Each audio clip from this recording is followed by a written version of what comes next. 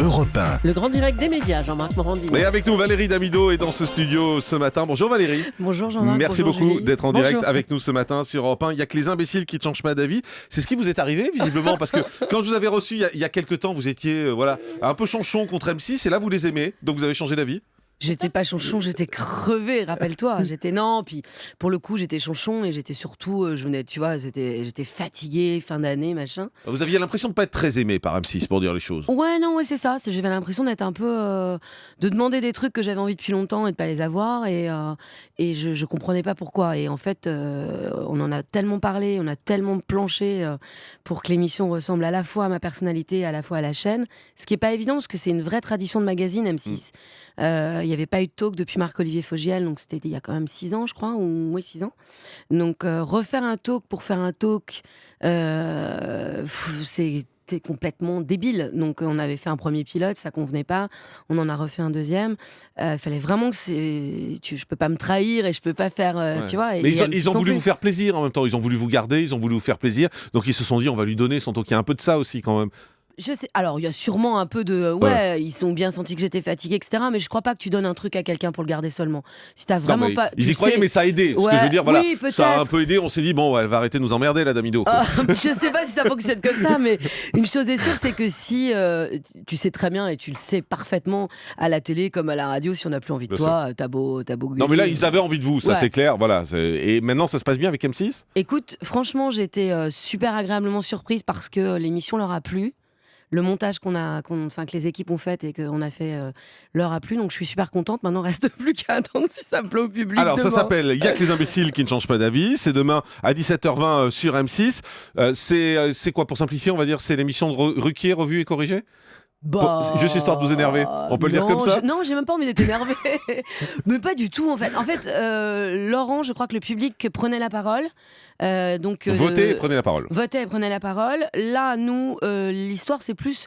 On demande l'avis au public qui est sur le plateau avant qu'il rentre sur le plateau, sur les thèmes de société qu'on va défendre. Et à la fin, on fait voter le public avec les smartphones pour voir si les chroniqueurs qui défendent le contraire les ont convaincus. Donc non, oui, alors il y a un public et ça vote. Mais après, est-ce que ça ressemble à Laurent ? Je pense pas. Ça vous a énervé de voir l'émission ? Parce que ça fait longtemps que vous travaillez sur ce projet, ça Ouais. c'est clair. Quand vous avez vu l'émission de Ruquier arriver à 18h30, ça vous a un peu énervé ? Vous vous êtes dit, zut, on est en train de se faire un peu piquer le Tu veux projet que je te dise, j'ai Ouais. l'impression que je deviens droupier en vieillissant. J'ai fait merde, C'est pas ça. de bol. Mais pas du tout, on vénère en plus en genre Ouais. merde. Mais voilà, après. Et quand tu vous vois, avez vu que ça n'a pas bien marché, est-ce que ça vous a inquiété ? moi, j'aime pas. Tu veux que je te dise, j'aime pas quand les émissions s'arrêtent. Je trouve que la télé va trop vite. Je trouve qu'on ne laisse Qui pas. vous le dites, oui. Bah ouais, mais non, mais c'est vrai, ça s'arrête. Mais putain, c'est incroyable. J'aime pas les émissions qui s'arrêtent, quelles qu'elles soient. Tu vois, c'est pas. Je trouve qu'on n'a plus le temps maintenant de laisser le temps au temps. C'est con ce que je dis, mais c'est vrai.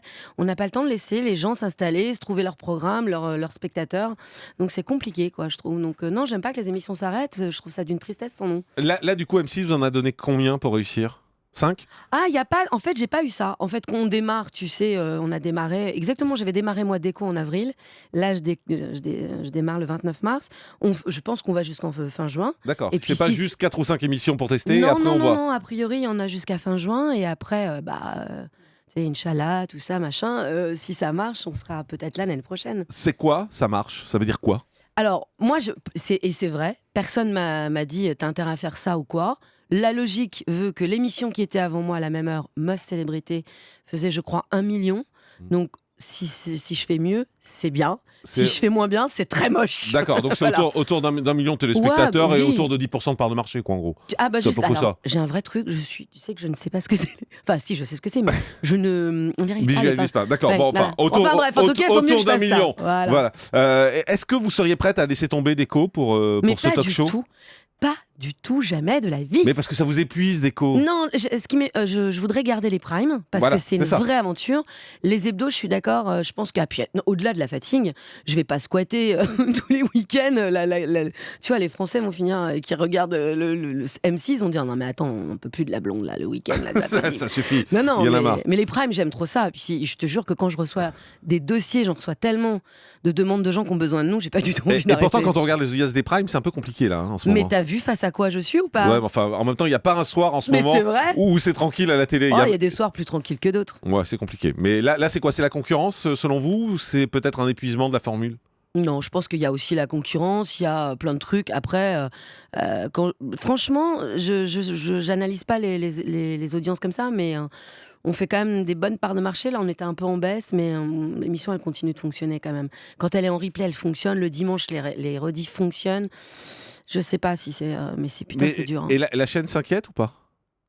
Bah, pour l'instant, on m'a pas dit je m'inquiète, mais je mais pense vous inquiétez un peu, j'ai Non, moi l'impression, j'aimerais bien qu'on change de case de temps en temps. C'est-à-dire deux jours de diffusion? Ouais, que ça soit pas toujours face aux experts ou à section de recherche ou à des trucs. Ouais, mais quand vous n'avez pas les experts aux sections de recherche, vous allez vous retrouver face à Mimi Mati qui fait 7 millions. Non, mais là, autrement, en plus, vous allez. Enfin voilà, c'est ça, c'est compliqué aujourd'hui parce qu'il y a partout et il y a chaque jour, il y a quelque chose de fort. Non, en fait, je voudrais diffuser un jour où il n'y a rien d'autre. D'accord. En fait, des Où il y a écrans, la mire. tu vois, voilà, mire.